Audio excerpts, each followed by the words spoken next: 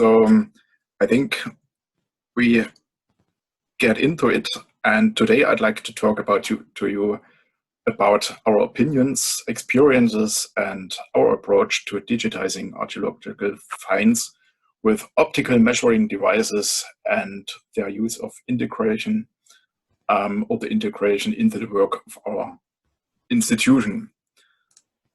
So I have decided to divide my presentation into three main parts, as you see here on the slide. Firstly, I will characterize the objects regarding their properties, and you can certainly agree that no all objects are suitable for scanning with optical instruments.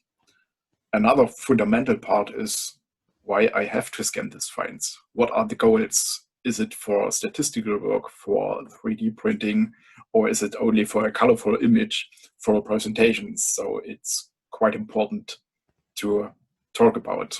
And finally, I would like to present possible measuring methods where you have certainly heard about some systems already. And after the more theoretical part, I would like to illustrate the use and give suggestions for working with data by means of three concrete examples. And before I finish with our online publication, a presentation, talk about 3D in museums and exhibitions. And well, this is the schedule for the next hour, I think. I've just mentioned that I would just like to talk about three question marks, as you see here. And that's why I designed this scheme on this slide here that shows on the three axes the object, what the pointer is, the object, the question, and the method. And the first thing is, how can we describe finds and objects? And I think the most important properties for scanning are geometry, the size, the material, and of course the availability. So start is the question, what should be scanned? So in our collection in Dresden, in Saxony, and in other collections, of course, there are finds with an incredible number of properties and combinations of properties. And especially in our archive contains about 23 million different finds, with every year the collection grows by another 200 or 250,000 objects, depending a lot on the number of excavations in a year. So regarding the geometry, the simplest shape is usually a shard, as you see here. Yeah, it's small, it's stable, and really important, it has a matte surface. So in the best case, it's possible to scan the shard with 6 scans per side, and you have completely captured the object within 10 or 15 minutes with a structured light scanner. So it's really fast and not so hard to do. Pots, or generally vessels, can also be easy to digitize, but here I think the first difficulty will be added if you look at this bottle here and the upper part with the opening.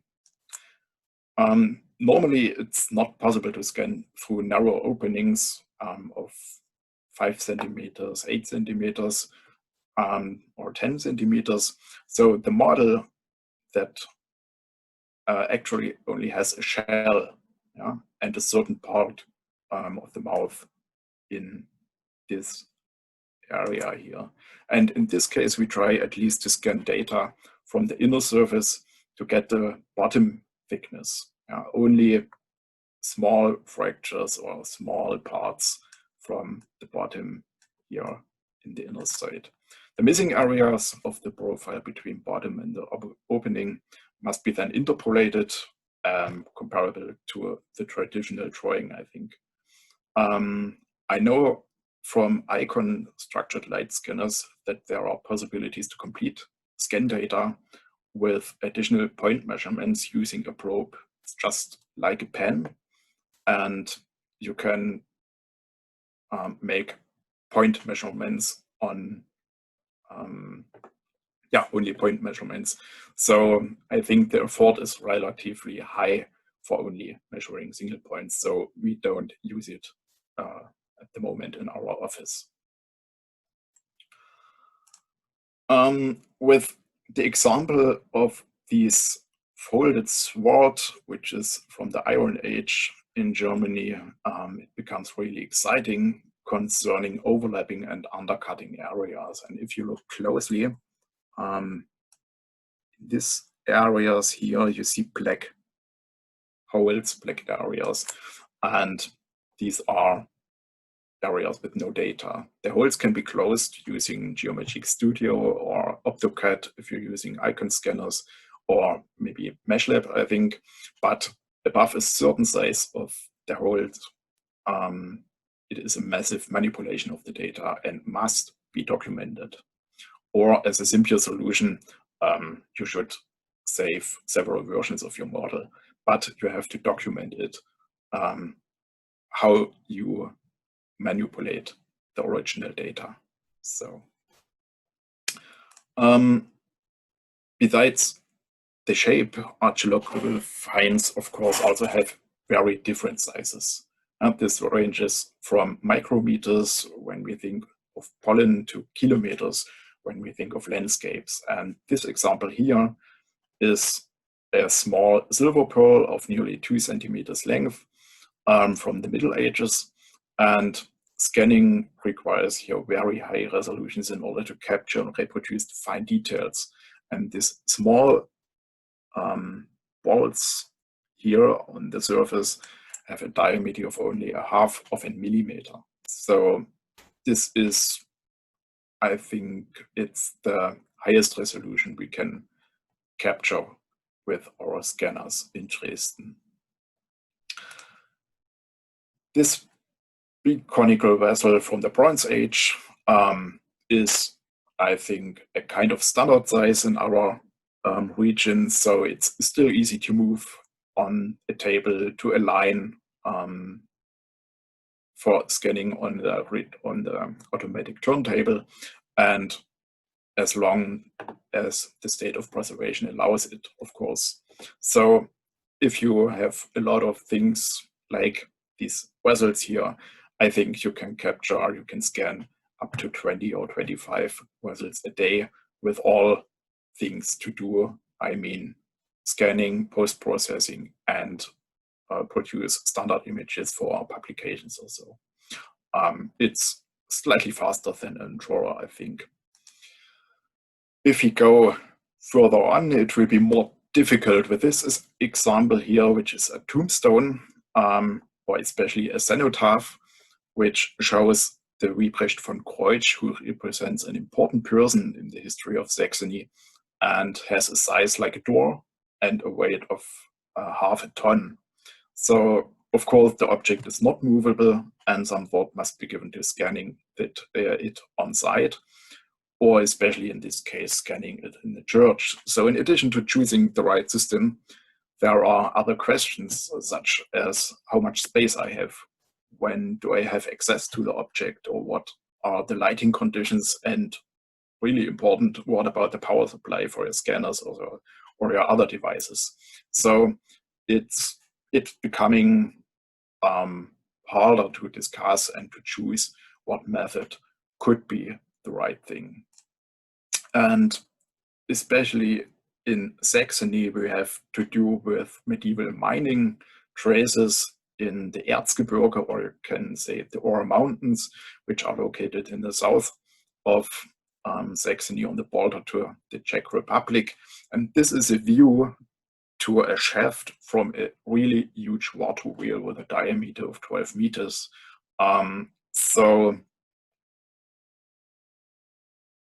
As you can see, it's getting bigger and bigger, and therefore more complicated in terms of logistics and conditions on the excavation.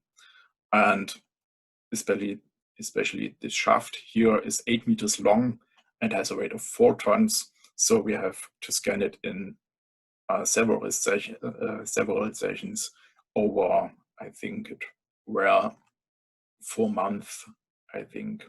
So the find is only immobile, but also must also be scanned in several sessions. So it's obvious that here in 40 meters depth in dirt and water, our structured light scanners were not used, of course. Instead, we used a combination of mobile scanner. We have the Arctic EVA, and of course, structure for motion as a really flexible method. And here on this view, as I said, it's from a medieval mine, so around about 14th or 15th century, where we excavated this wheel in the last 3 years.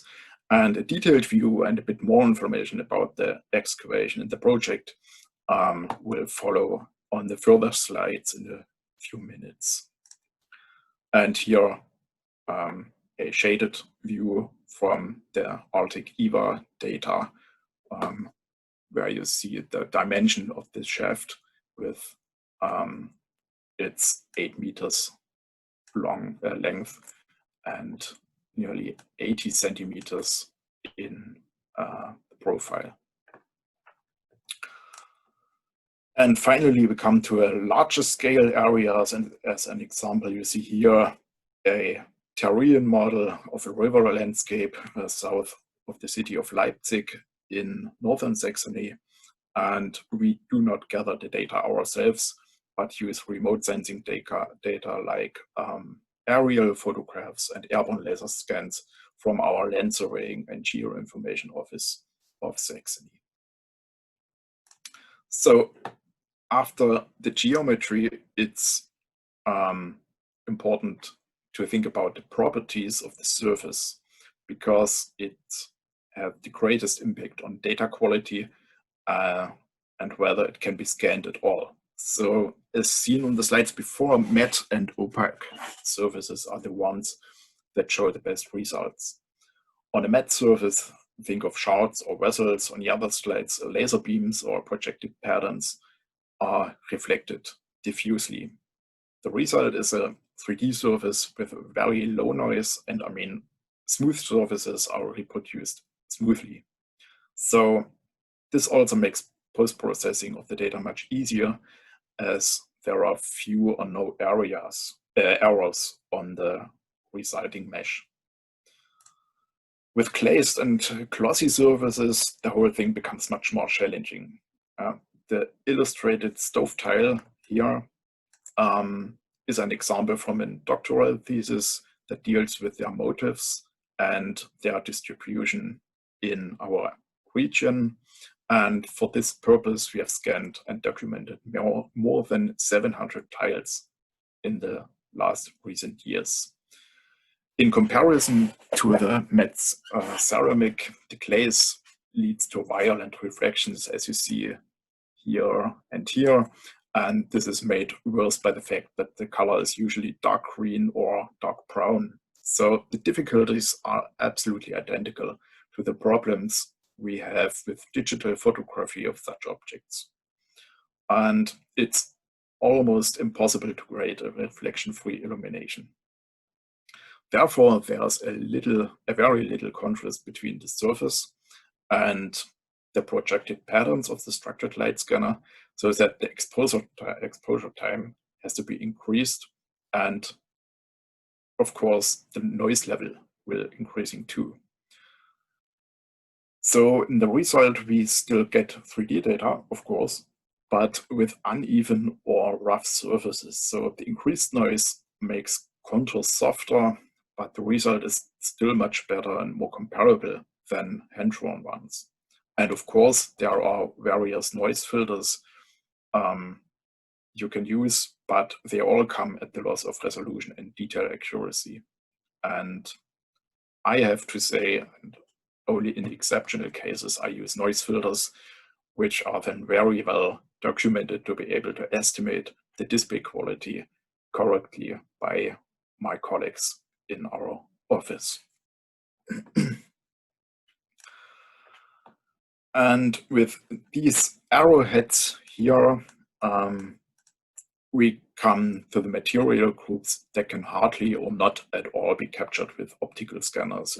With translucent surface like flint, the light of the scanners goes more or less into the surface, and even it is only a few micrometers, this leads to refraction and scattering, and thus to ambiguities. The camera sensors cannot separate what lies on the surface and what are the false data. And you have to imagine that the model shows double contours or closely overlapping surfaces. It looks like 5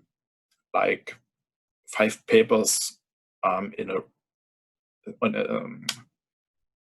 it looks like a pack of 5 papers. So you can't see every paper and where every surface is. So the post-processing and cleaning of the data is very time-consuming, especially since you don't know which surface is real and which data should have to be deleted. So, and for me as an engineer, I have to say that I cannot guarantee accuracy and quality, for we have not started scanning yet, even though there's a great interest here in our office. And here we come to our mission impossible, I would say, finds of glass. The light simply passes through the cup and the sensors may detect some inclusions or nothing. And the situation is further complicated by the fact that finds made of glass are generally very fragile and must be handled with extreme care. There are possibilities to matte, transparent or shiny surfaces with a spray or a coat. From a technical point of view, you get really excellent results because the sprays have a very small grain size. But if the medium is rather coarse, I mean, so around about 20 microns or larger, you might get a rough 3D surface. And to speak,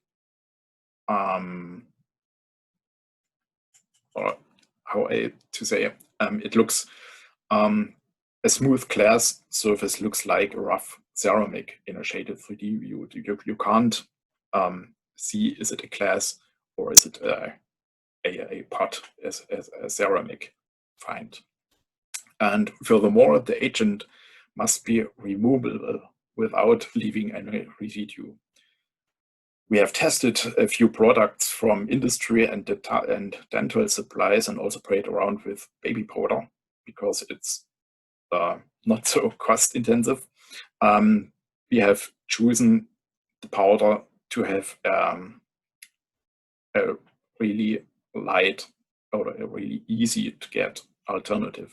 Nearly all products came in a spray can, which has to be discussed at least from an ecological point of view, of course. So good to excellent results could be achieved with all products, I have to say. Only the baby powder was very difficult to use because it hardly adhered to the surface. Disadvantages was the cleaning with water and a brush. Only one product from a research institute in Saxony evaporated by itself. And for the OK from our conservation department, further chemical tests have to follow, which examine the reaction behavior of the ingredients and the findings itself. About the project, I have a bachelor thesis here, and if you are interested in, I can send it to you, but it's in German language, so we will see. And at the end, to be mentioned, if you are using color sensors, the application of such a product destroys the color information because of the coating in white or gray color. Additional photos must be taken and mapped to the model as textures. The next point is the availability. And after we know what we are scanning, the question of availability comes up, and in the best case, the finds are brought to the 3D lab or can simply be retrieved from our archive. And this photo here on the slide shows a view into our archaeological archive of Saxony. It's an older picture because today the archive is much more filled with about 23 million finds. All boxes you see here in this photo, and all finds have unique IDs as barcodes, so that the location within the automatic shelf system is known exactly. Yeah? The finds can be quickly collected and transferred to the colleagues or to me, to this 3D lab. And here I would say that the availability is really, really good. The situation is completely different with organic finds. We have researched material mining in the south of Saxony through several EU-funded projects, and have recovered, for example, numerous Neolithic wells during excavations in open-cast mines in northern and eastern Saxony. And only from the medieval mining, over 2,000 pieces of wood have been stored or are currently being conservated. As you see here on this photo, the woods are in these tubes for impregnating.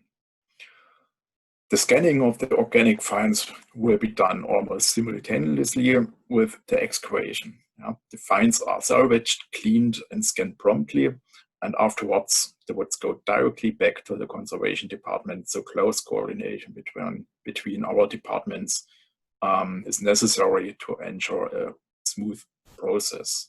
And if the woods are lying in the impregnation beds, the finds are not available for documentation for several years. So the availability is not so good, I think. Yeah. And the situation is quite similar with finds that are presented in exhibitions. So the cabinets are only opened occasionally to remove finds, so that close consultations with the museum management, the conservators, and the archaeologists, or me, is also necessary. And this picture here shows a part of our permanent exhibition of the State Museum of Archaeology in Chemnitz. And this large cabinet here shows 1,300 objects from city center excavations from a period of the last 1,000 years. And it's complicated to open display cases like this or like this here to take out single finds. So the availability is not easy anymore. And finally, it becomes challenging when the objects are not in your own house, as seen before with the tombstone, but the objects can be found in other museums or internationally. And this example here shows the scanning of a boat grave in the National Museum of Vietnam in Hanoi. And the grave is a 5-meter long wooden boat. It's this thing here with over 100 bronze objects, which are not in the boat while scanning. And the metal finds were borrowed for an exhibition in Germany some years ago. And a transport of the boat itself was not possible because of the size and the condition of it. So therefore, the boat was scanned on site, and the 3D data should be used for the exhibition. Because of customs regulations and air freight, we decided to use the mobile scanner, Arctic EVA, because it's suitable as hand luggage. And interestingly, customs in Vietnam was only interested in the DSLR on the laptop. The scanner, which looks like a mixer or a kettle, did not cause any problems when entering Vietnam. So especially with external projects, you have to work concentrated, and because mostly you only have one chance to scan the object completely, and nothing must go wrong because flying to Vietnam again was not possible in this case, of course. And on the next part, we come to the axis which shows the questions, what and or why we have to scan this object. And I mainly came up with 4 major issues. First of all, of course, research and documentation, and followed by presentation and preservation. And especially between research and presentation, very different requirements can hang on the data. So should very fine traces of processing be examined, or should it just be a picture for PowerPoint presentation? And should it be a high resolution 3D print or a 3D model for a website? And as an unwritten law of the surveyors says, just as accurate as necessary, not as possible. So the efficiency must not be forgotten, because I can spend the whole day scanning a Bronze Age pot with a resolution of 50 micrometers. The amount of data and the computing times will be gigantic.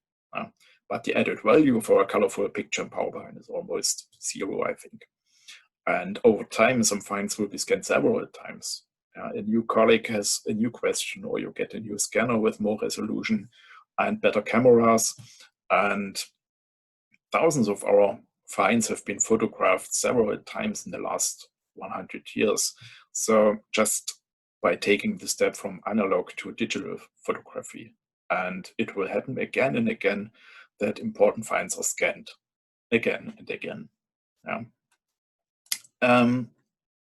In 2005, we started scanning Bronze Age vessels because our last professional craftsman had retired and the position was cut. He was gone, I would say. And it was all about how we could stay fit for work and at the same time increase the quality. Traditionally, the drawings are quite error prone and above all time consuming. I think we all know that after 9 hours, you are not quite as concentrated, and a measuring system doesn't care about it, of course. So at first, the publication work should be supported by producing standardized graphics, and further applications soon became apparent, like reconstructions of vessels or shapes and their classification.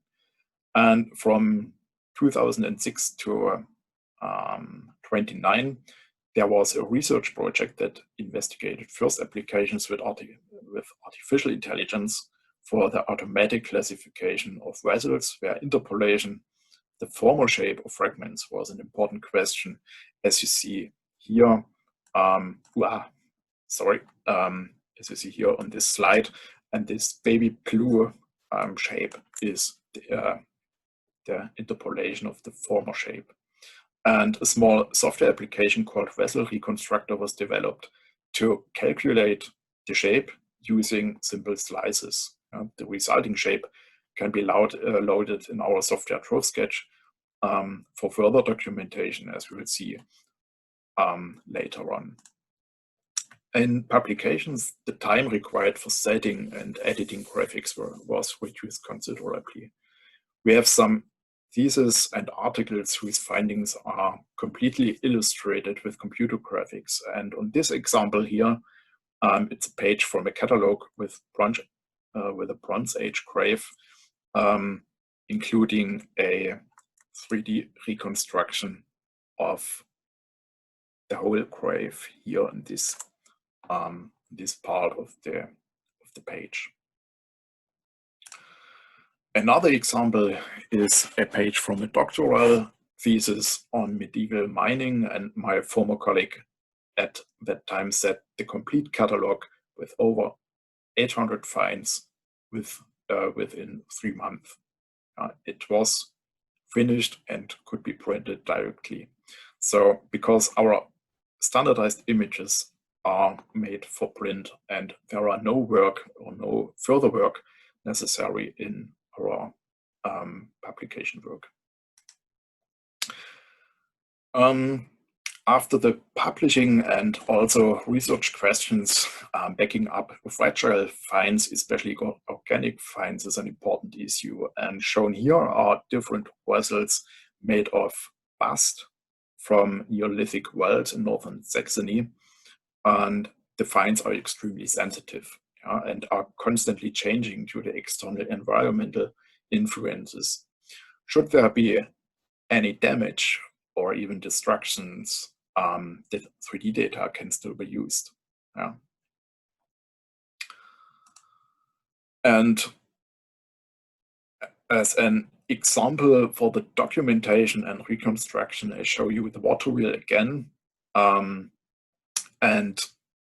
which comes from a region,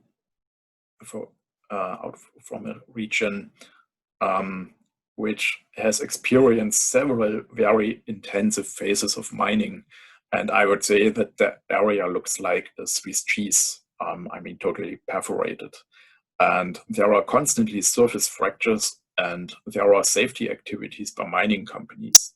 And during these activities, the first signs of a wooden installation were found in 2016. And from 2017 to 19, the huge water wheel was finally excavated, and a first age determination indicates the late 15th century, which means it could be the largest water wheel from these times in Europe. So we will see what further research will get.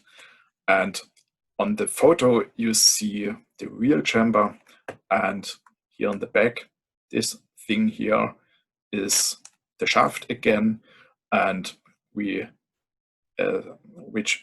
you have already seen on the slide earlier. And here it's me with the Arctic EVA and my colleagues here.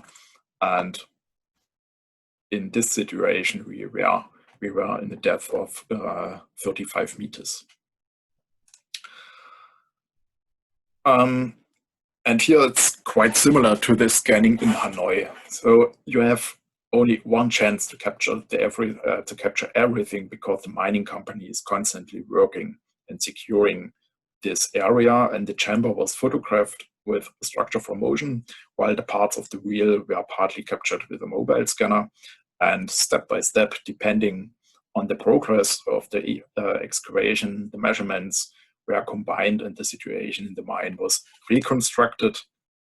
And for simplification and overview, the scan data were converted into simple geometric objects like cylinders, these objects here, or boxes like the green ones here, and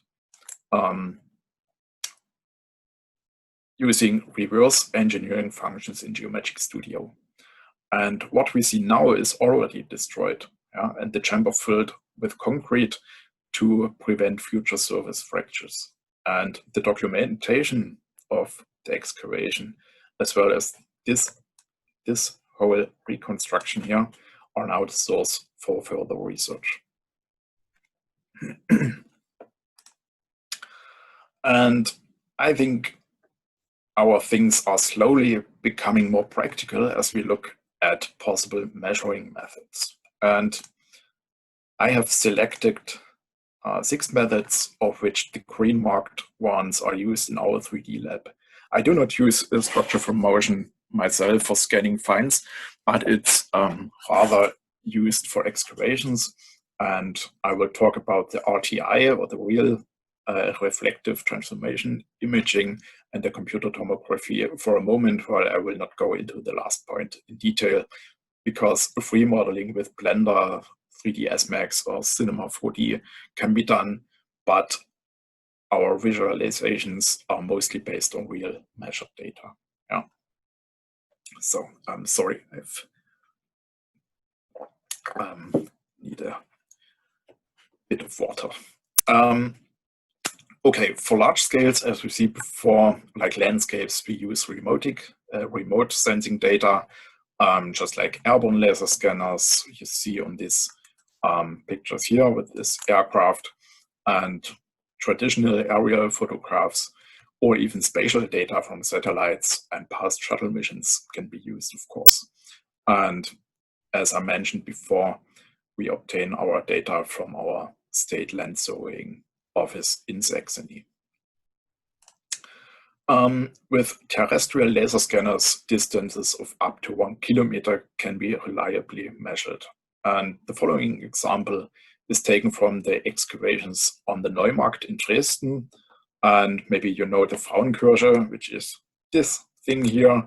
And the excavations took place over several years directly in front of it. I mean here and where the houses are here. There were over 6 years or 7 years. There were excavations. In the past, we have used a Riegel LMS 410i laser scanner to document large-scale excavations. And on the right side, we can guess it, especially with so much cellars, countless positions were necessary to cover the whole area. Yeah, every gray cylinder here is one position for the laser scanner, and all in all, the ratio between measuring time and post-processing was about 1 to 3. So it was quite time-consuming. Drawings and plans were created from the point clouds with the AutoCAD plugin Point Cloud from Qubit, which no longer exists because the company Qubit was sold to Faro Technologies. And I have to say that the costs were not to underestimate too. Thus, the scanner cost more than 100,000 German mark, which is today nearly the same in euro. And it was absolutely necessary to have some trained specialists or surveying engineers. So in the last years, the system is hardly used anymore because the compatibility to current operating systems is no longer given and was finally replaced by structure from motion. And structure from motion has been established for several years now, not least because Agisoft Photoscan is an inexpensive software for research institution, but also because Visual SFM exists as a free version. So we use it mainly on excavations, on flights with UAVs, or in the mining, as we saw before. And especially in mining, flexibility and mobility is extremely important. So there's very little space in the tunnels, and sometimes you have to move in mining galleries, which are only 30 centimeters wide. And we work with normal DSLR cameras from Canon, and in exceptional situation, my colleagues also use a GoPro, and here single frames are extracted from the videos and processed as separate images in Photoscan. And here you can see our chief site director controlling an UAV over a construction site where a pipeline is being built. But I must admit that this is not quite my profession, and if you have any questions, I would collect them and forward them to my colleagues in the office, of course. Let us return to the smaller finds and with difficult surface properties. An example are highly reflective silver coins or gemstones.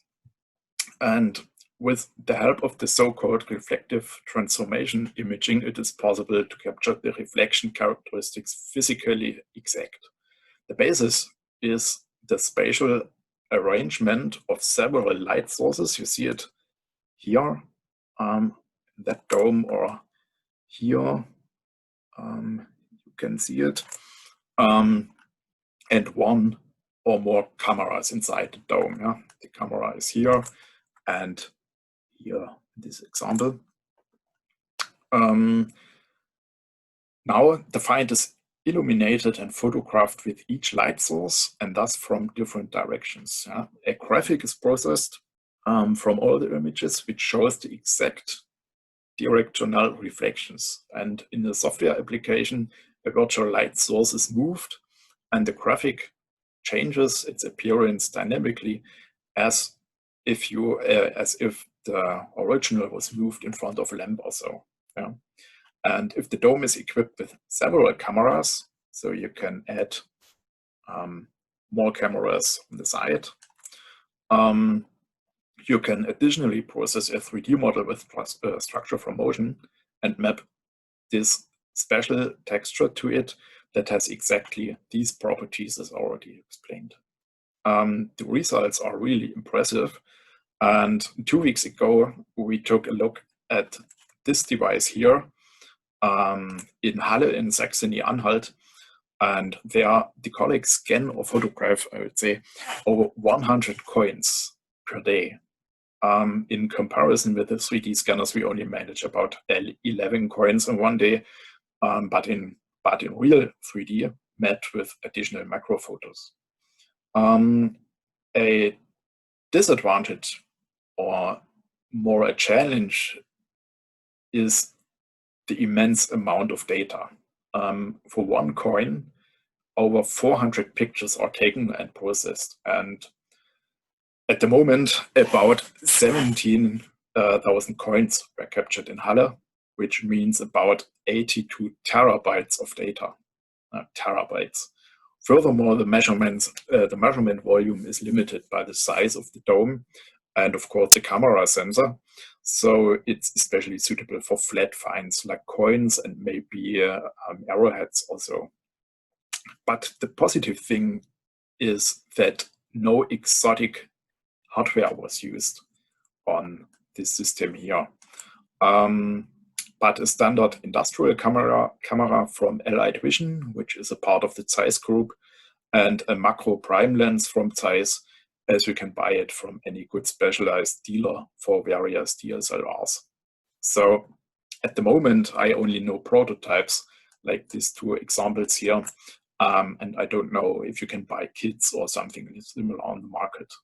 But it's really impressive to see such a high efficiency. If it's necessary to look inside hollow objects or into the material, of course, microcomputer tomography is a powerful but really expensive method. The find is mounted in front of the detector. Here's a part of a motor, of an engine, and slowly rotates around an axis. And the X-rays are emitted from here, and the intensity levels are measured here at the back of the detector plate. And the big advantage is that you can look into the material. We have used it to analyze the structures of pottery and to draw conclusions about the ceramic firing process. And you remember the little silver pearl from some slides before. This kind of jewelry was folded several times, and which is not possible to visualize with an optical 3D scan or with photos, of course. The resolution of an industrial CT is with nearly 5 micrometers much higher than a human CT in radiology.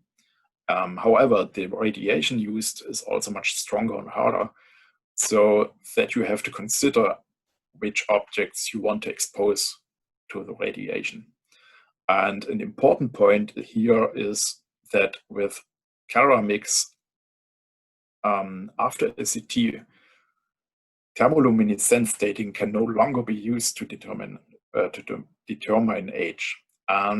This means in particular that the result of the analysis would give an age of maybe 1 year if the measurement was made 1 year ago.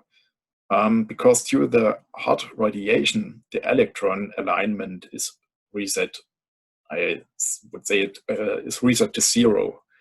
So the dating of the finds should, or better, must be determined in advance. We have a Fraunhofer Institute nearby, which we can contact in selected cases.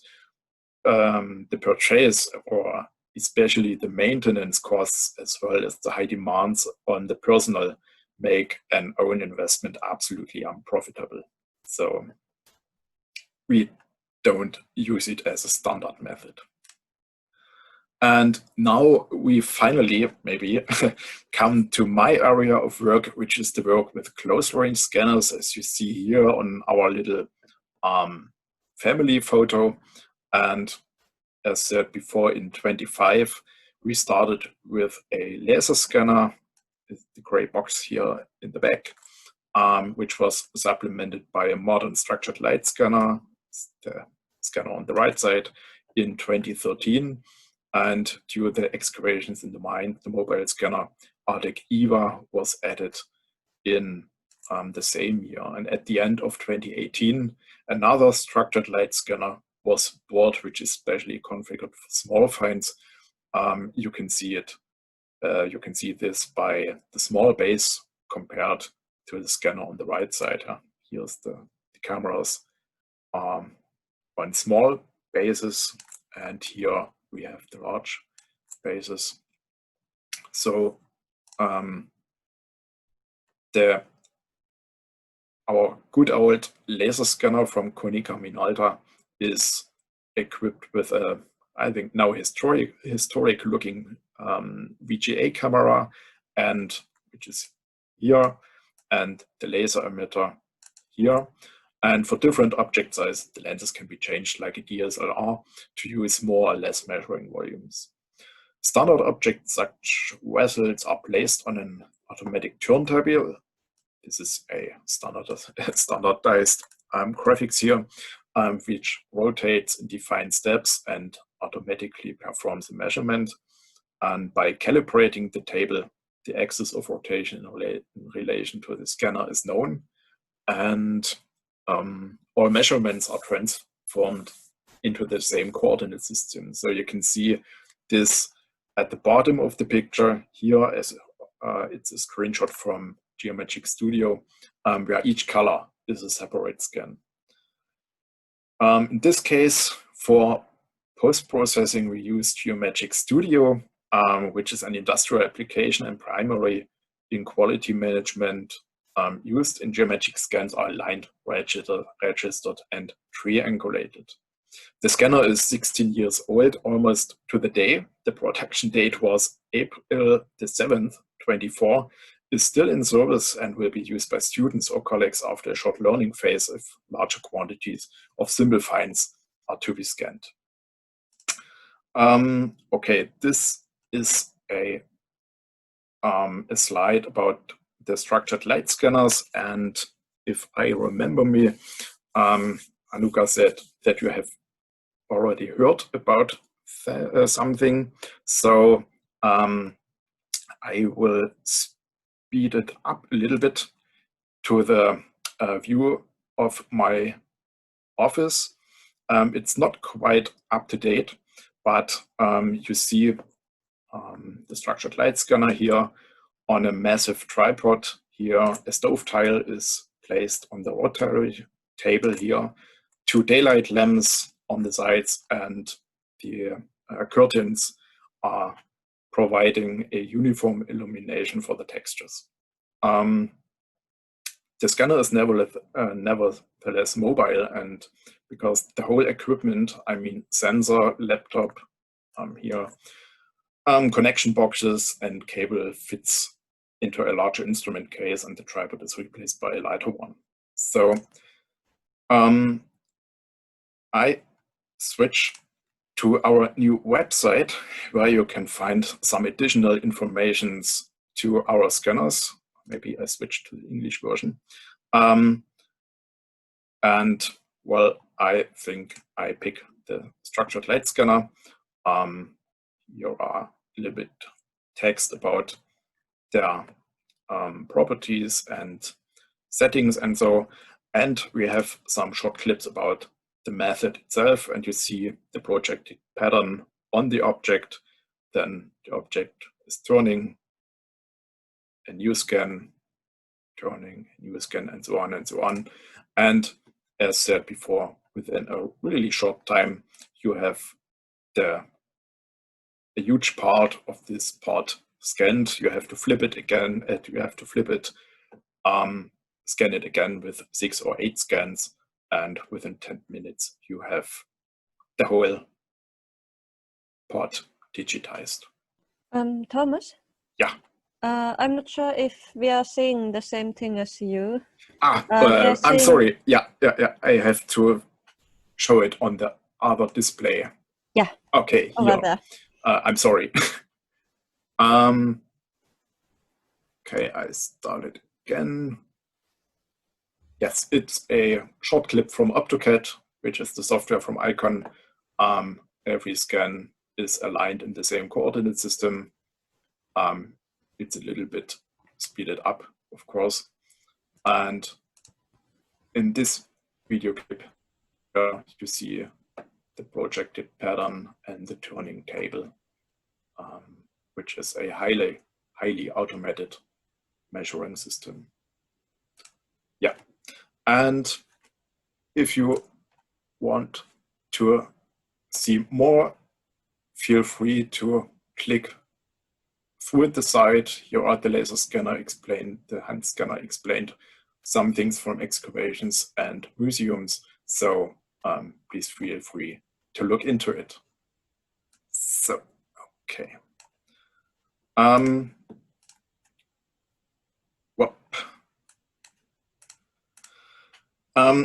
Now you have a lot of nice 3D data, and the question is how to continue. And since 27, we develop a software application called DrawSketch in cooperation with the University of Technology in Chemnitz, which is there for the basic documentation. And the program is very simple. 7 buttons on the top, and you can, for example, extract the metadata and export it into a lists also, and can make statistical work or other things with a lot of values. And how DrawSketch looks, I will show it here. Okay, I hope you see the application.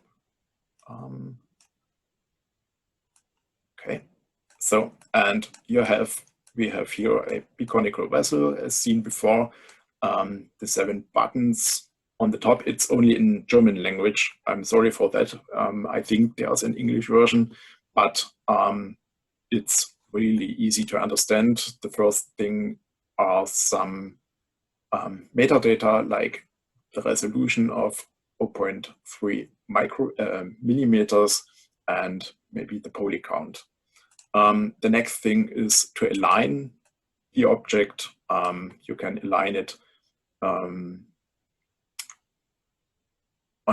basis of the rotation axis or the main axis, or if you have a chart, you can try it to align it automatic. So the system tries to align it on the right diameter here, and it's really stable, but in some cases you have to do it manually.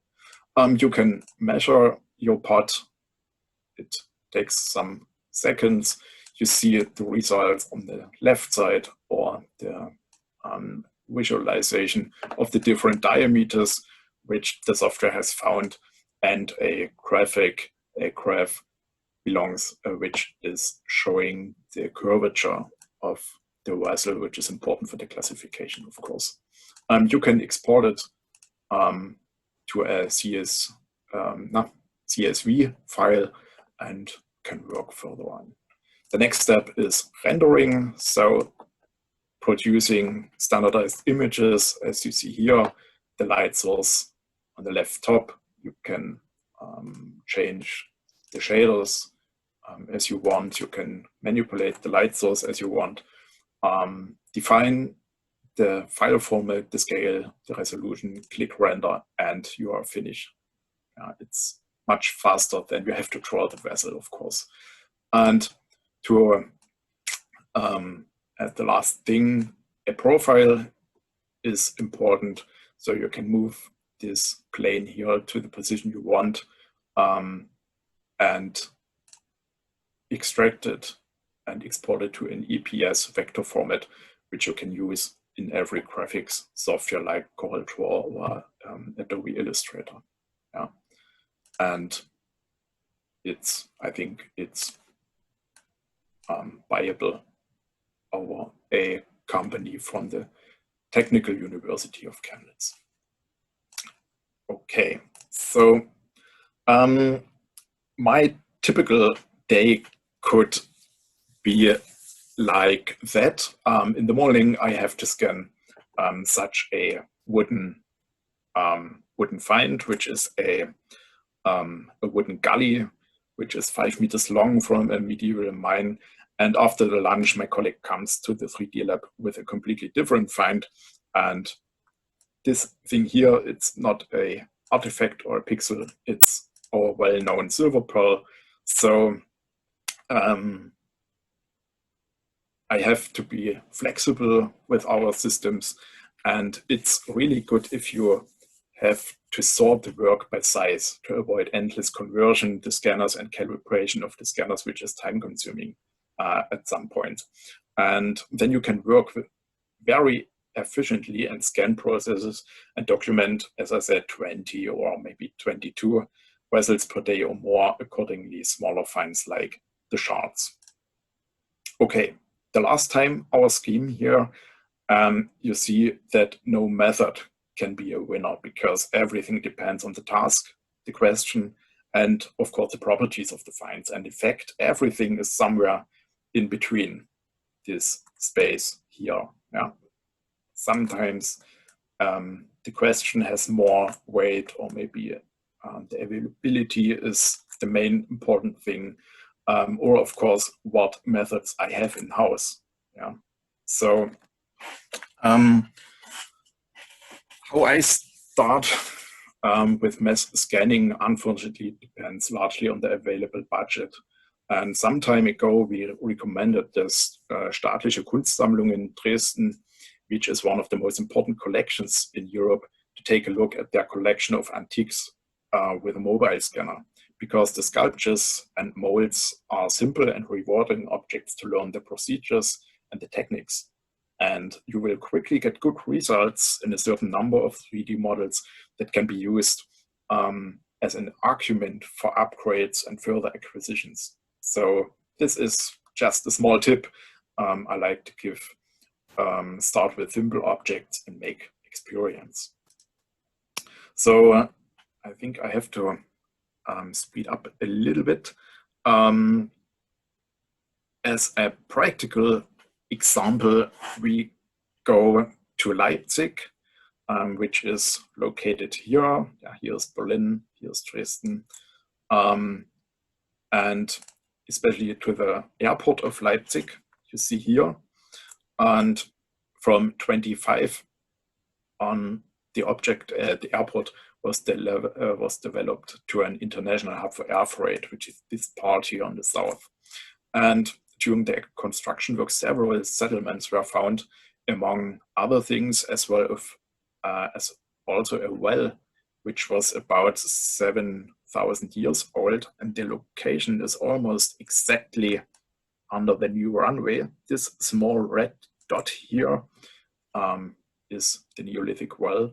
So the well was packed in a large block, weighing 70 tons, and brought to Dresden by a heavy load. And there the block was parked in an old hall of the former Soviet army, and from 28 to 10 it was excavated under almost laboratory conditions. And here you can see the block, which had a total size of 3 by 3 meters and a height of almost 4 meters. During the excavation, work was often made lying on planks, as you see here above the surface, and the Leipzig coordinate system was transferred to Dresden via control marks on the block.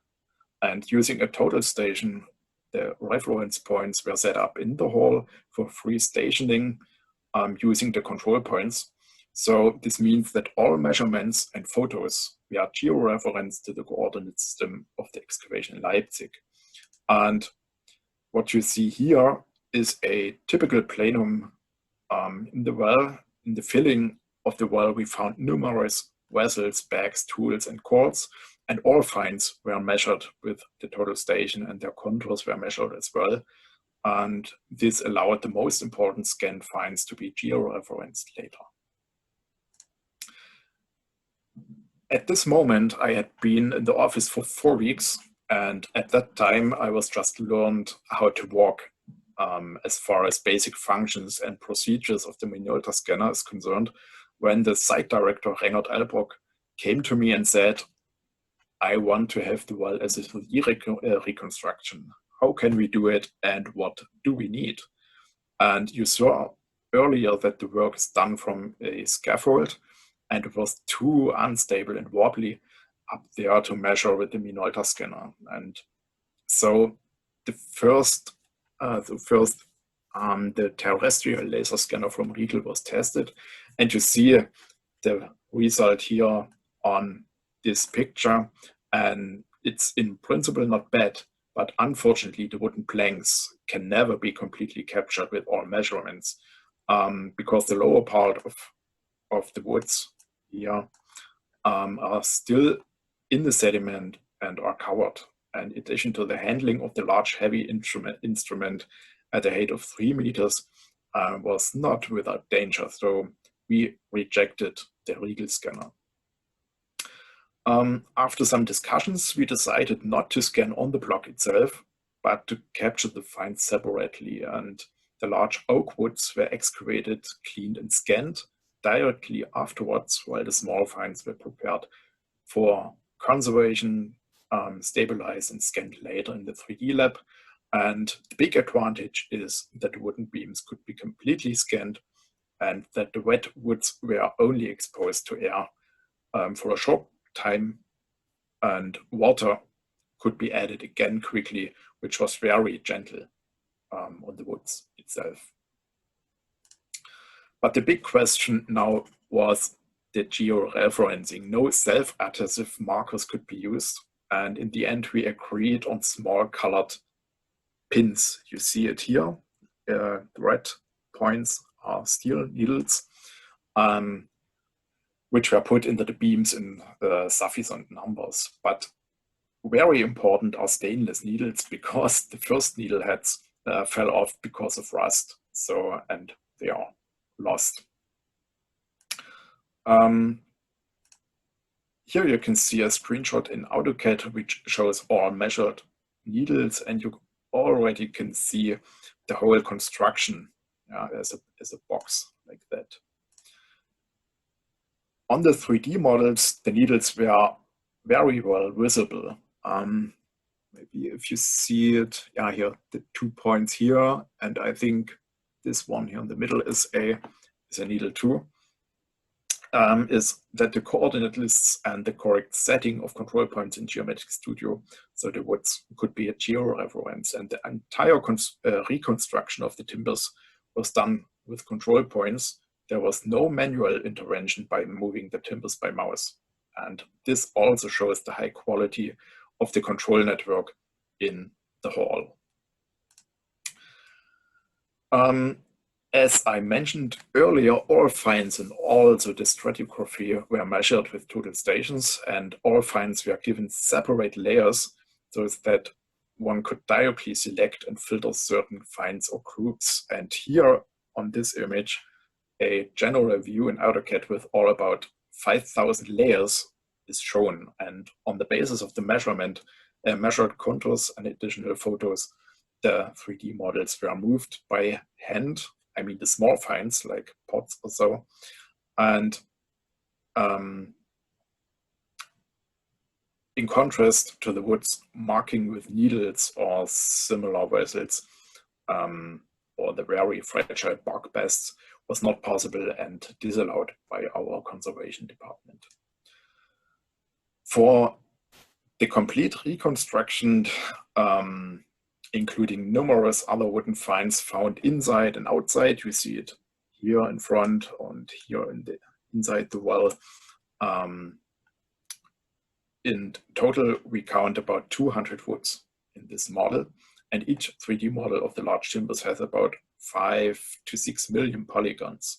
For a complete virtual reconstruction, it was necessary to reduce the data massively, so that only about 60,000 polygons were left per model.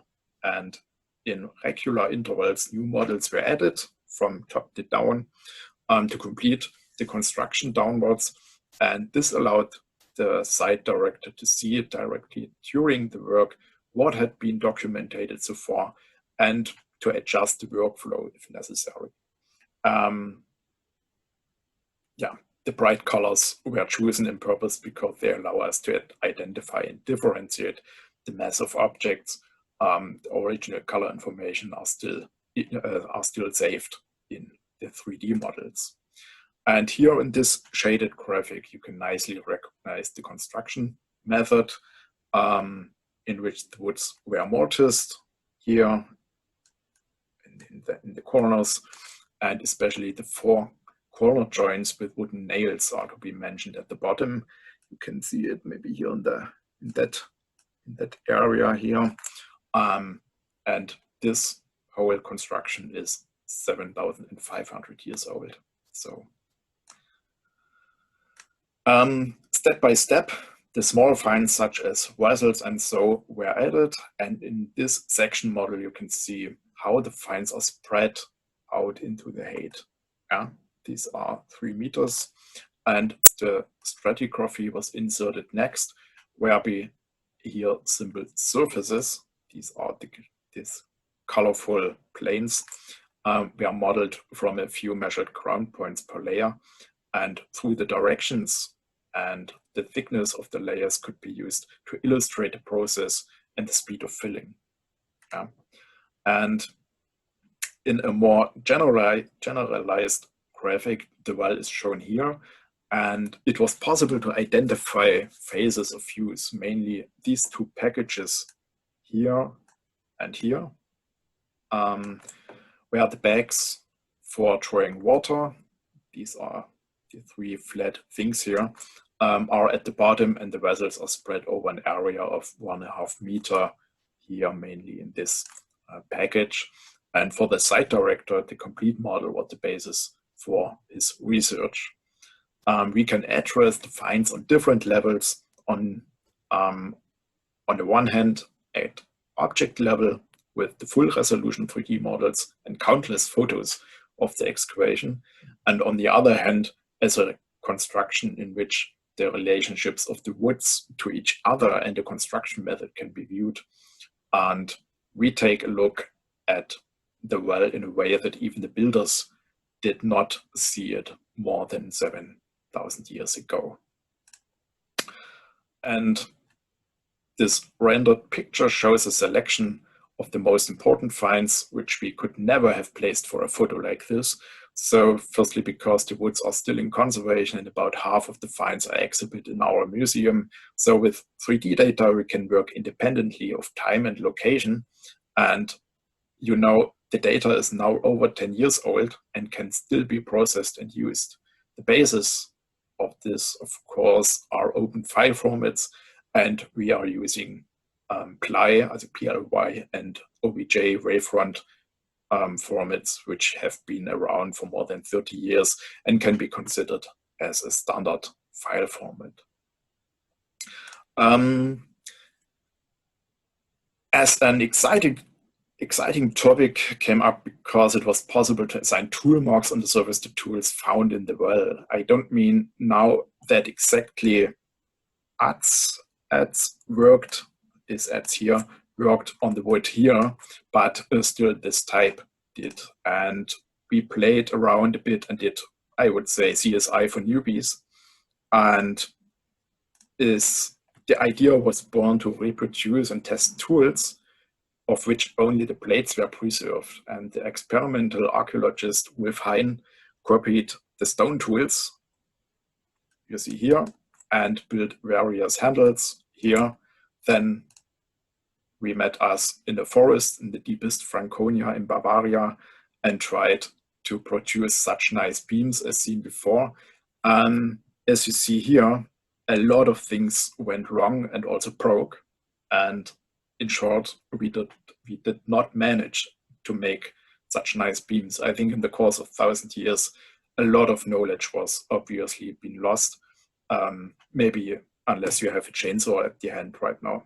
So this was a short project, a view to the project. And yes, we can talk hour for hour about this well.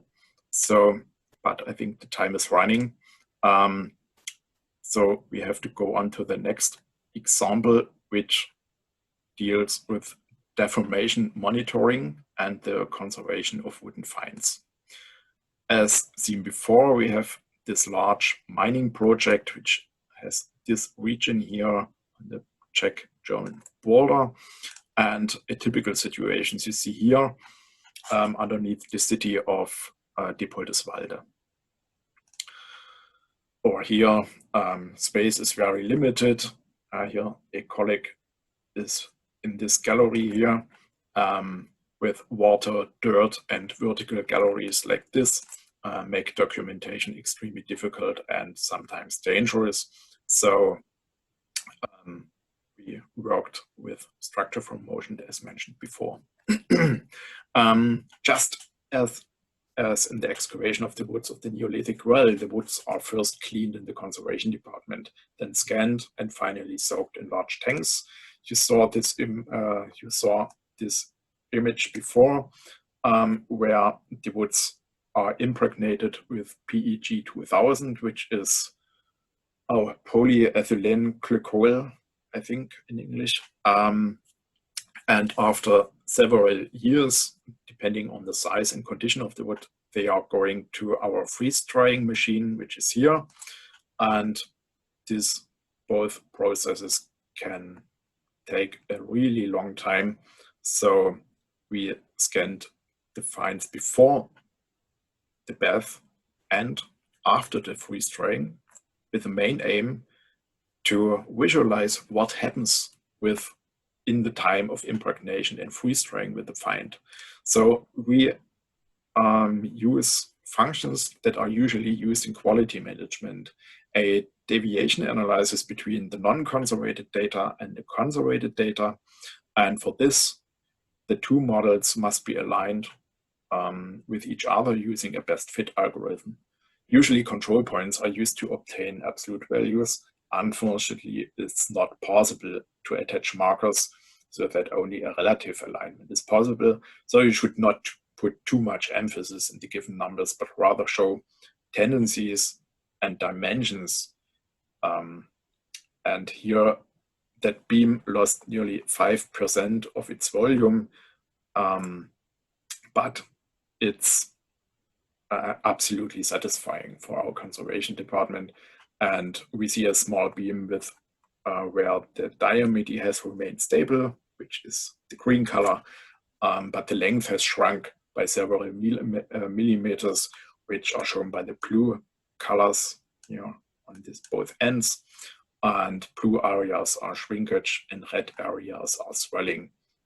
If we had then on that plank, we see a nice torsion on the longitudinal axis here, and which is several centimeters.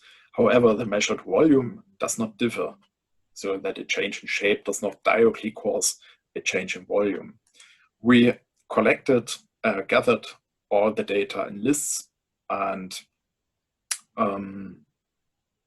the diagram here from the excavation in Niederpöbel shows that almost all finds have preserved their volume as well.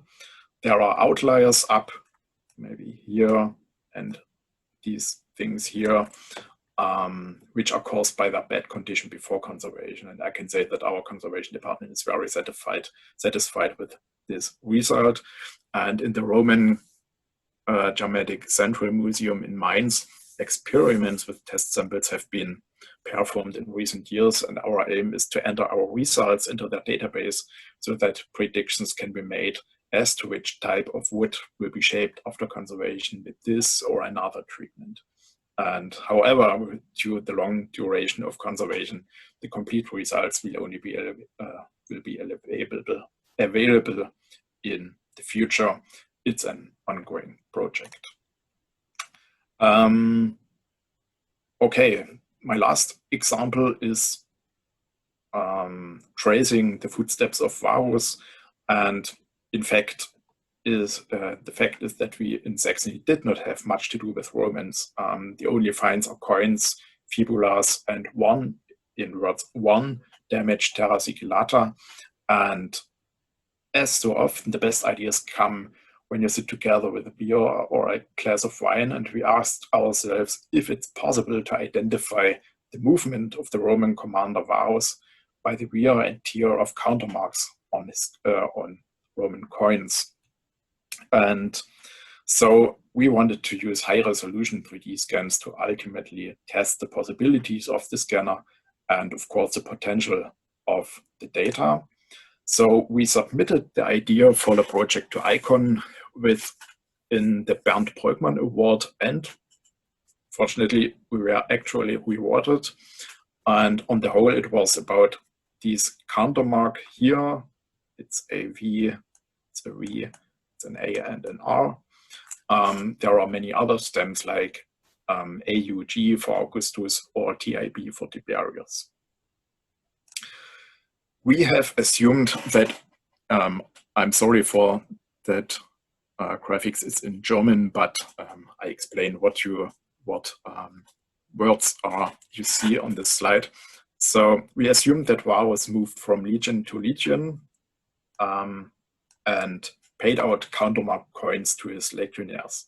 Thousands of coins were stamped, which means that the wearer of the stamps must have left visible marks on the surface of the coins. And the soldiers spent his money in the immediate surrounding areas to buy food or equipment. And this led us to the hypothesis that the place where the coins were found must have been similar to the place where they were paid out and stamped. Yeah. The loss of the coins could have been caused by many circumstances. The coins with the worst countermark would have to be found on the alleged battlefield of Kalkriese from the 9 AD, because after the death of Varus, no more coins were finally stamped with VAR. And then we scanned the finds in high resolution, classified the stamps, detect the deformation on the surface, and this combined with the finding location of the coin should result in a kind of profile of movement of Varus. And of course, that was the plan. So in a major work, the numismatist Ulrich Wertz analyzed all counterstamps of Varus, and we used his results for the selection of our samples. We concentrated us on a selection of coins with the number 13 and some coins with other stamps to cause negative results. And using a structured light scanner sponsored by ICON, we traveled from museum to museum for 2 weeks, starting in Switzerland via Karlsruhe, Luxembourg here, up to the Netherlands in the north, and scanned all in all 37 coins. And the first coin we scanned in Augsburg, you see here, was in extremely bad condition. And if you know where the coin is imprinted, you see it, it's here. And the colleagues at ICON were not sure if the project would work after seeing this coin, but the other coins were much better preserved, as you see on the left side, with really sharp countermarks on it. We kept a kind of video diary for the public, and we produced short videos with interviews on site and published them on the YouTube channel called Legiones Rette. There you can also find here is it, where you can find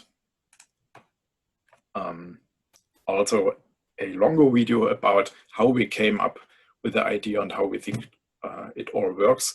But however, it's in German language, but maybe someone of you could understand it.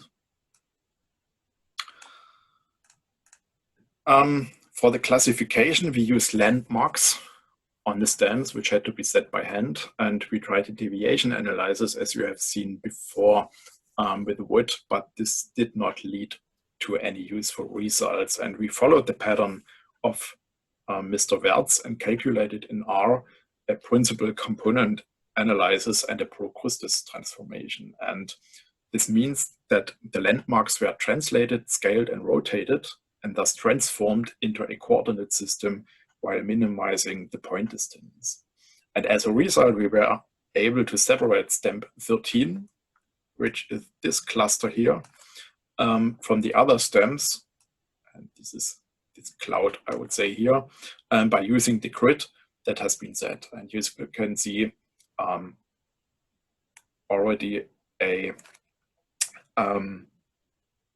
mistake of the coin number 12 here, which was inadvertently assigned to iron 13 by Mr. Hertz, but it's all okay.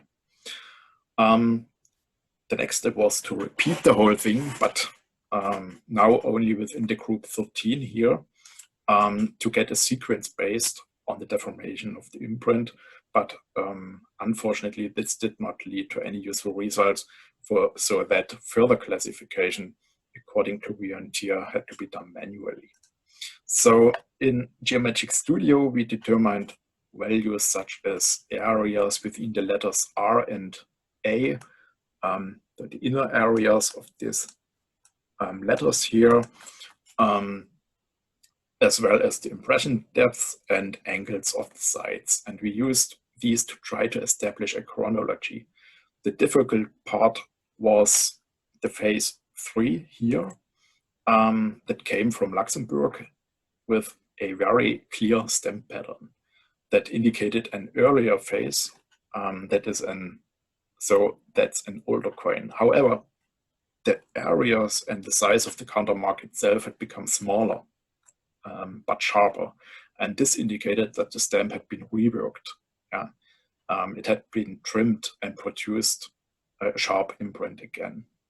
And finally, the last phase here, cracks were visible in this area here, and here again, indicating that the stamp was soon to come to an end of use. And by correlating these with the finding locations, we came up with the following profile. We think Varus moved down the Rhine towards the large camps in Duisburg, Cologne, and Xanten.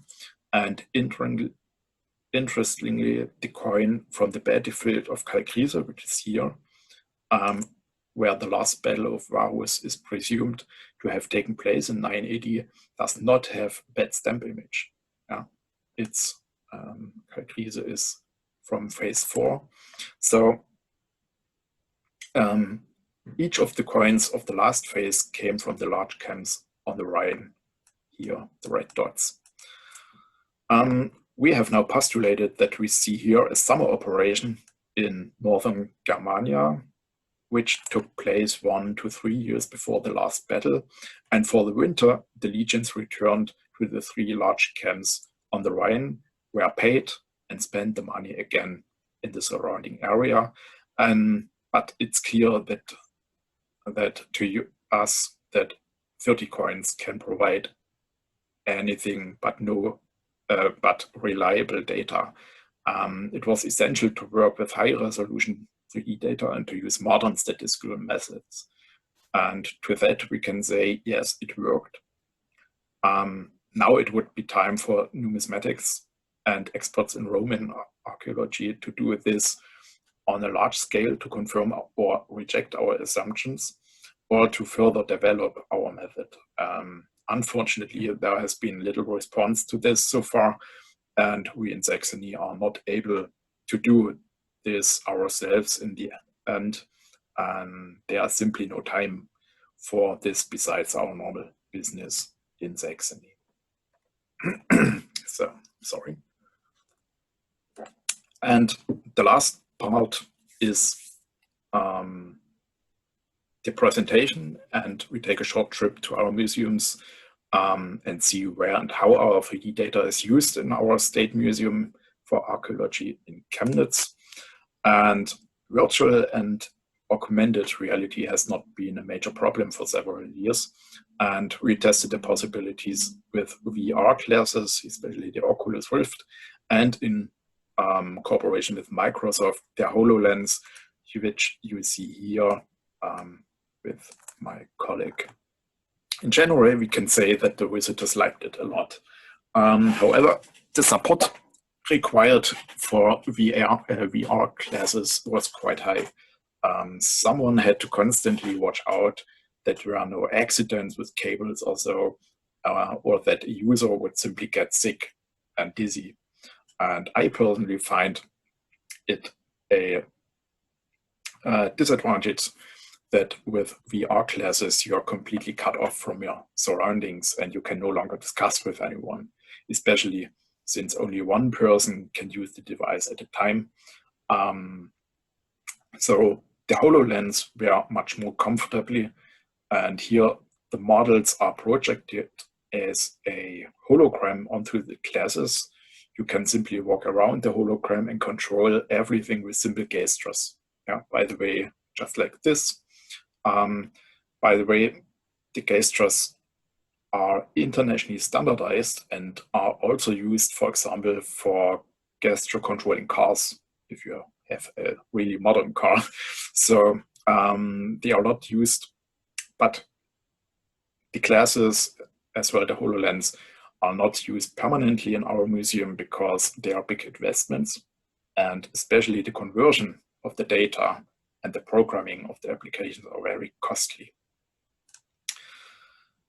And finally, the 3D printing is a big issue, and you'll see a student scanning the cenotaph of Ruprecht von Kreutsch with the Arctic Eva in the church of Pegau, which is in the south of Leipzig.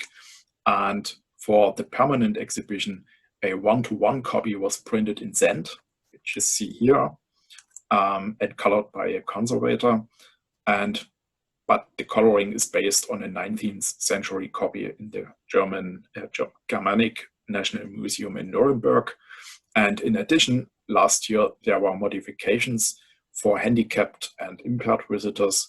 So various finds were printed out and set up, for example, as tactile models for visual or blind visitors, as you see here on the left side on this slide. And our classy Neanderthal is a combination of different printing processes. We have scanned the bones from a kit that can be ordered on the internet.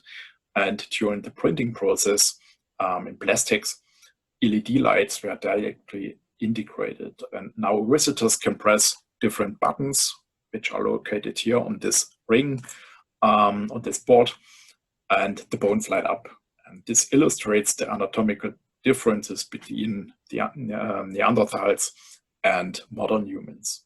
The internal organs here came from a set for medical education, and the scanned data had to be scaled to fit the different anatomy of the body. And finally, the transparent shell, which you see here, was produced using a thermoforming process. And for this, someone who knows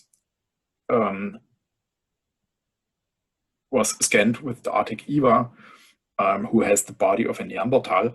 It is now immortalized in the museum, but nobody knows who it was. So it's a secret. And before the question comes in the end, we do not have our own 3D printers in Dresden.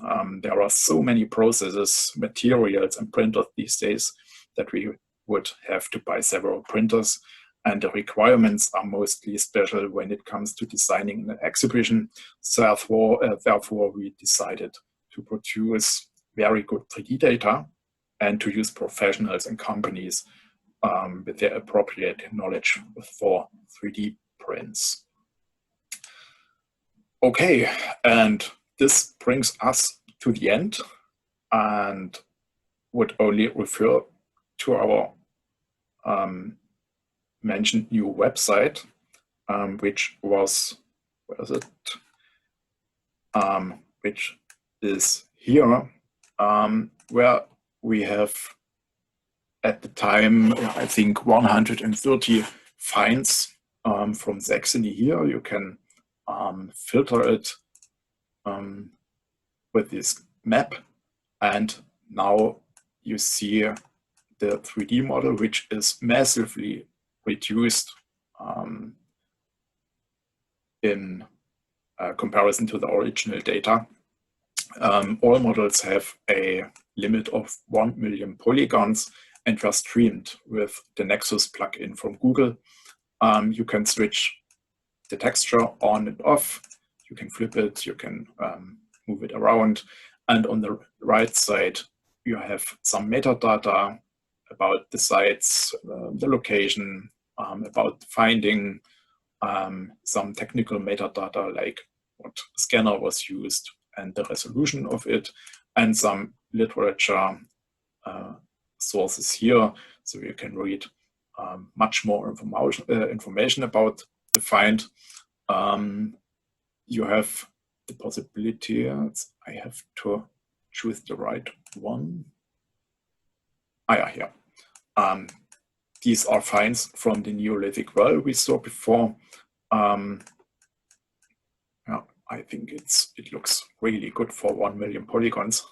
And on the top, on the bottom here, you see related objects like an example of in wood, of in timber, and some more vessels and tools.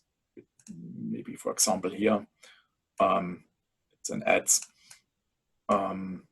So you can surf through our history in Saxony, and for the future, we are working on publishing much more objects, but it's a little bit time consuming, and a colleague of mine and me, we have only time of a few hours a week to work on this catalog.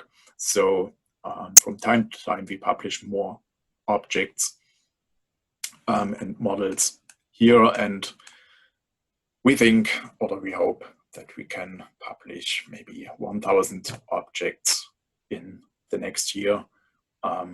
So we will see. And I think that's all from my side. And yes, thank you at all. Thank you to everyone. Thank you a lot, Thomas. Does anybody have any questions in Finnish or in German or in English? Oh, how do you preserve or save the 3D materials for the future? Okay, an archiving project, or we have no archiving project for 3D data.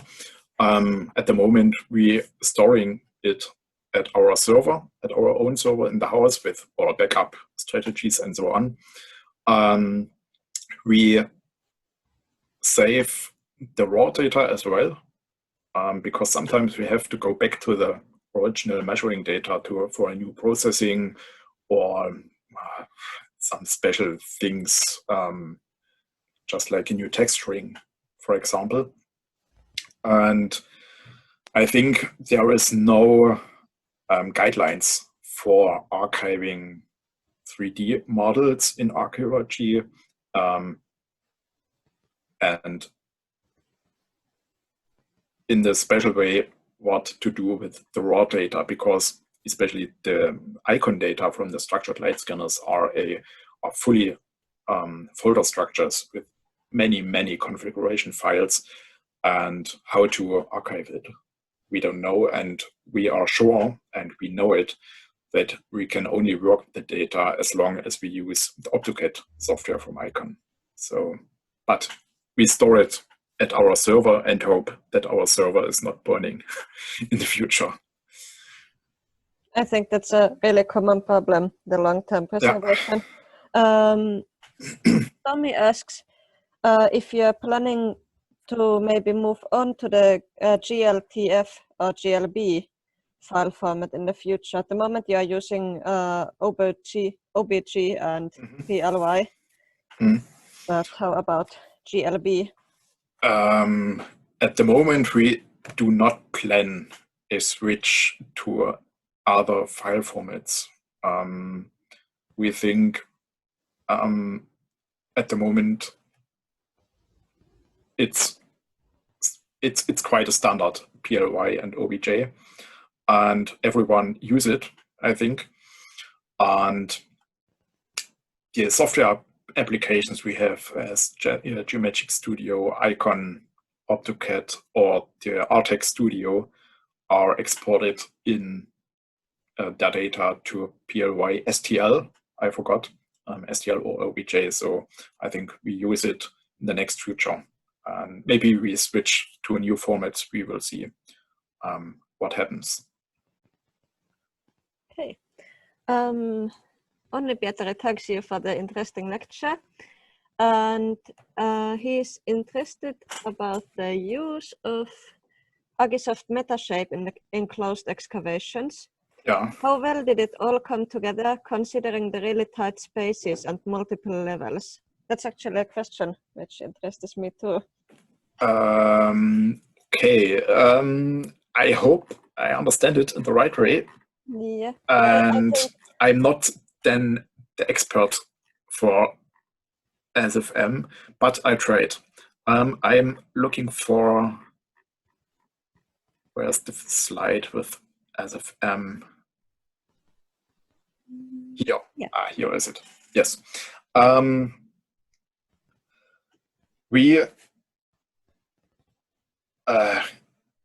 God, I forgot the question. I'm sorry. Only Peter is in general interested about how well Agisoft Metashape works in that kind of difficult environment. Yeah. Agisoft Metashape is not free of errors, especially with long tunnels and small tunnels. It's just like a problem with just like in the surveying, if you have a control points which are going in only one direction without an end to other control points. So it's wobbling around. And we made the experience that Agisoft sometimes is processing errors of meters if you have small but long tunnels, so maybe 100 or 50 meters long. So it goes to the left, to the right, or up and down, but it's not reproducible. Yeah. So we think you can process one project 5 times, and it's possible to get 5 different results. And that is a part as an engineer, it's complicated to understand. I know that Capture Reality, which is a really, really expensive software package for structure from motion, will do no errors with complicated situations, just like a snake, I would say, if the tunnel looks like a snake. So it's complicated to make a final opinion. I think you have to keep it in mind that Agisoft is not free of errors. So you have to discuss the results, and if possible, you have to check it with control points by total stations to determine the values and to estimate the accuracy of your data. But of course, structure from motion in mines is a really, really, really special thing. And yeah, it's I would say I have to talk to my colleagues which are working in the mines, and maybe I write some text to Anuka, and maybe you send it further on to the to the student. Sure. Yeah. If it's okay for the moment. Yeah, I'm sure. And actually, a few years ago, I read a paper about scanning mining tunnels with a laser scanner, a legal laser scanner, and they had quite the same problems. Of course, with a smaller error, but I think that kind of long shapes which like go just in one direction, always really difficult. And we are using both reality capture and Metashape because you can get a really cheap Steam license at the moment, which has the upper limit of 1,000 photos. And if I remember right, no point cloud. So in the official version, you can add also point clouds from laser scanners. But if you want to try it out, or if you photogrammetry people want to try it out, so I can recommend the Steam license at the moment. It costs 37 euros per month. Tanya asks if you are planning to distribute via Europeana at some point. Europeana, yes. It's a special thing. We are an state institution. We are no research institute. We are an office. We are of the Free State of Saxony, and we have some guidelines and restrictions regarding to publications and the licensing of data. So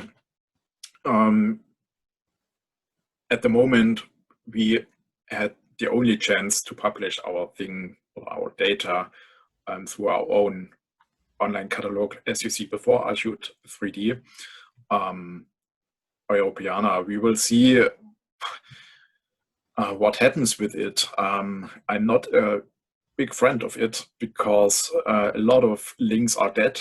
The quality is really, really, there are good quality, but there are horrible quality as well. So I'm not sure if I like Europeana at all, but nevertheless, we are restricted by our government in the Free State of Saxony at all. So we have to publish on Archute 3D, unfortunately. Okay.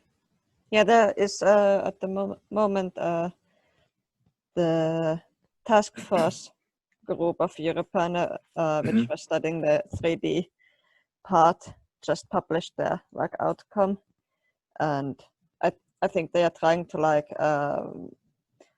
make it more the 3D data more homogeneous so that it doesn't differ so much in quality. But we'll see how it happens. I had some questions. Yeah, placing the landmarks, because I think that's a method you could use on different kind of finds. Which program do you use for it? In the Varus project, we using our the statistical program, or the free statistic language R. It's called R, as in, and there is a plugin or a additional function, a set of functions called geomorph here. The R package geomorph, and there we set it, the landmarks on the counter marks for the Varus project, and processed it as seen before. Okay, I think both the Varus project as also the Stone Age well, it was really amazing. Yeah, okay. For the Neolithic well, we made the georeferencing in Geometric Studio. You see here, we can set different feature marks or features in this kind, in this example, points, simple points with coordinates. So we have 3 or 4 pairs of control points, and so we can transfer it. But of course, Geometric Studio is not standard software in archaeology. It's really expensive. I think the single license costs 8,000 euros a year to buy, and in the year 2,000 euros for the maintenance contract. So we had it because of the post-processing of our Minolta scanner. If we had not the scanner, I think we would not use Geometric Studio because of the costs. But if you have it, it's a really, really good software to manipulate the mesh, closing holes, finding errors, the deviation analysis for the comparisons between different 3D models, and so it's a really, really good software. But yeah, too expensive, I think. Yeah. Okay. Oh, and then Tommy is interested in your 3D workstation computer capacity. What is Yeah. the processors, amount of memory number, and type of GPUs? Yeah. Okay. This is the task manager of my laptop here. You can take a look in it. It's an Intel i9, 16 cores, 64 gigabyte of memory, and of course a NVIDIA Quattro graphics card, which is a need for the scanning software, I think. And the workstation in Dresden has a dual CPU system with, I think, 40 cores. I had 256 gigabyte RAM and a Quattro graphics card. So if you have to buy a workstation at the moment, I think I would look toward the new AMD CPUs, especially the newest Threadripper CPUs, where you can get, I think, 60 cores for 2,000 euros or so. It's a good bang for the buck, I think. So, but all in all, I think you should grab some money if you buy a workstation. So it makes fun, to see maybe 16 cores or 40 cores working on your project, and within a few minutes or maybe moments, you get your results. It's time efficient. So I think if it's for business, grab some money and get what you and get the best for your budget. Okay. So are there any further questions?